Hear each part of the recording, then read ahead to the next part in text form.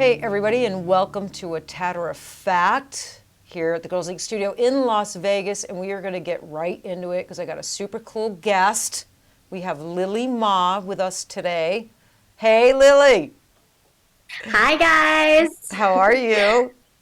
I'm really great. I am, just excited to be here. Well, I'm excited to have you. Thank you for saying yes. I know you're a busy girl. And so thank you for taking the time out of your day to do this with me.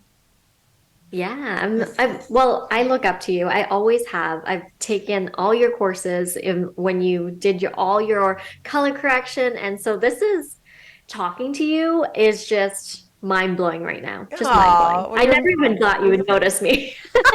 are you kidding me? You're making me blush right now, Lili. I gotta fly you into Vegas. I gotta have you around a little more often. You're good for my ego. No, No, that's that was awesome. really sweet of you to say it, and it means a lot to me, and I appreciate that an awful lot.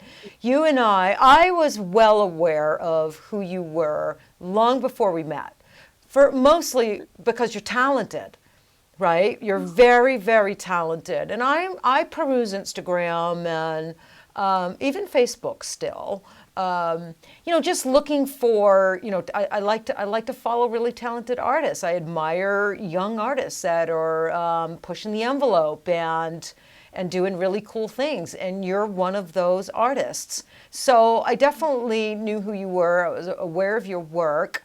And then we met recently at the Vegas PMU conference, right? Mhm. Yeah, I went right Yeah. up to you and I'm like, Lili. You're like, Funny story is I actually saw you walking in at the Vegas PMU conference first on the first day. And I went up to you, I'm like, Darren, oh my gosh. And then you're like, oh, hi. But I think you're busy because you're busy setting up your booth. oh no, did Like, I blow you okay, off? yeah, you're like, okay, bye. I'm busy. You're like carrying all this stuff. Like, oh my gosh, I can't believe you're here. Yeah, oh God, I'm so sorry. But I made up for it. I made up You for did. it. You did. Yeah, yeah, we did a little funny thing. You did a little interview with me. Yeah. Remember? You want to know the That was craziest so thing? Yeah, that was super cute. But anyway, I think you're adorable. You're super sweet and very, very talented. So let's talk. I think our awesome. listeners are going to really enjoy today. We're going to talk. You do nano brows. You're really super talented at doing hairstroke brows, which you like to refer to as the nano hairstroke brow, right? Hmm. Okay, Hmm. so first, let's just kind of let listeners know a little bit about you. You are Lili Ma, and you are from Calgary, Canada, right? Hmm. How Hmm. long have you Yes. been doing PMU, Lili?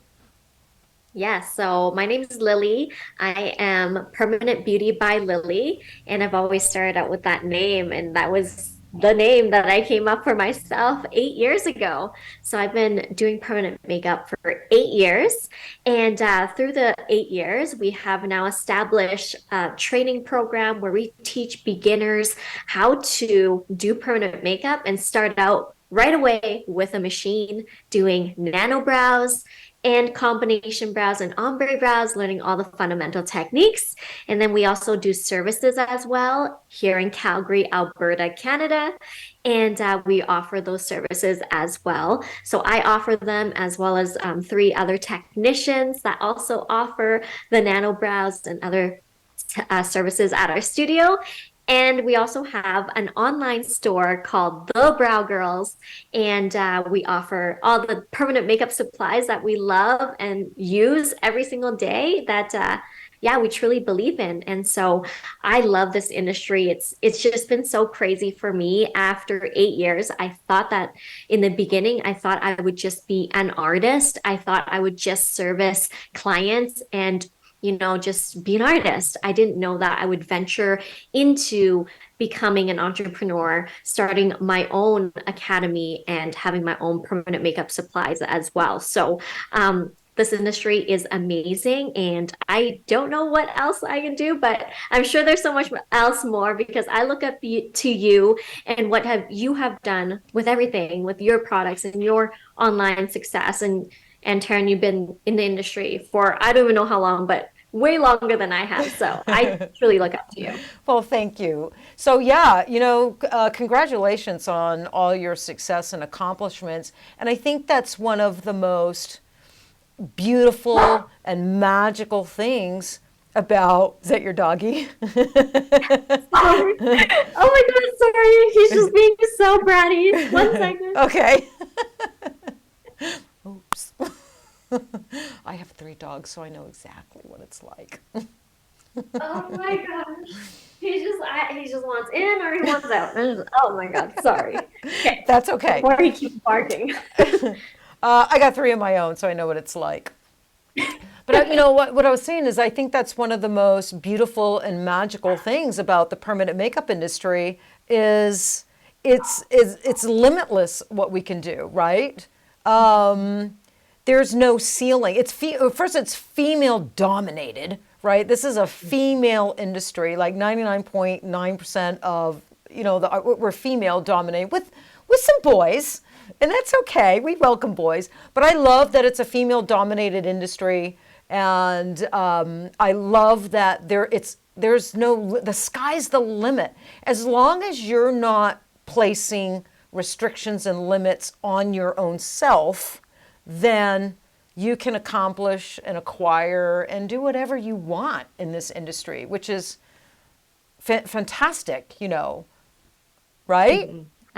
Absolutely, Yeah, absolutely. I believe that, and permanent makeup, like this industry, is just like a baby industry in comparison to hair, where yeah, there's like big companies for like shampoos and dyes and everything like that. Like permanent makeup is so tiny still, so there's still so much yeah, room for us to grow. exactly. It's still tiny, and it's much larger, much more diverse. When I started, I started 22 years ago, and where PMU was 22 years ago compared to now is just worlds apart. It's just amazing how much the industry has grown just in the time that I've been in it. So imagine, I can't even imagine, Lily, how much more are we going to evolve? What are machines going to look like in 20 years? Like how much more advanced can it get? I think it's all fascinating, and I'm really, really excited to see all the amazing things that happens for this industry in the next several years. But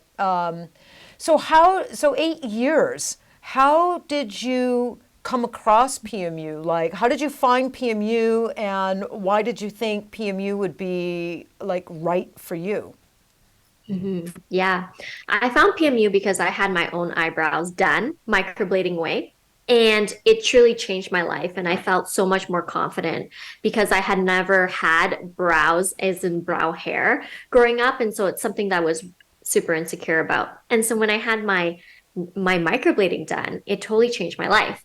And so that's when I started to look into what is microblading? Like, how can I get into this industry? And because I've had a makeup background, so I was a makeup artist and I did makeup on a daily basis for people working at MAC Cosmetics, it kind of just goes with what I was doing already, makeup, eyebrows, and I was already really good at filling in people's eyebrows already. So I ended up taking a program and I ended up doing it just kind of on a whim. And I started offering permanent makeup at home at my legal home studio. And that's how it all began. It's just, I started working from home. It was in my basement, and I started to do client after client. And then at a blink of an eye, I think I was 2 years in, I was able to quit my full-time job. At that time, I worked at MAC Cosmetics still. I also worked at a restaurant. So I had 3 jobs going on. I had MAC Cosmetics, a restaurant, and I was doing microblading on the side when I could. And then at 2 years in, I started to be able to quit and do permanent makeup full time. And then from there, it just blew up. Grew and grew I and was grew. booked out. Yeah.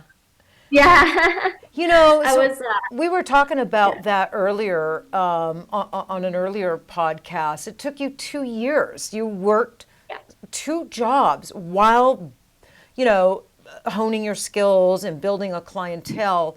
And we were just talking about that. That's the old school way. That's the old fashioned way. That's the way it is for everybody. And we were talking about how there's a lot of conversation going on right now in the industry on the Facebook boards. I mean, one conversation, I think in a 24-hour period, it had like over 400 comments on it. It was crazy. But it was how, PMU artists are being lured in to trainings by the promise of a six-figure income and that carrot dangling, of fancy cars and wealth and a six-figure income, and how deceiving that is, because that's not reality. Like, it's difficult, right? I mean, I think it's difficult to hone your skills, to gain confidence, and to build your portfolio, and to build a clientele that's sustainable and that you can actually pay your bills, right? It's difficult and it takes time. And I think a lot of people are jumping into PMU with this illusion that they're going to be making a six-figure income rather quickly, and it's easy to do that. And it's not easy to do that. It is achievable. It is achievable. We can do that, but it takes a lot of hard work and it takes time. Yeah.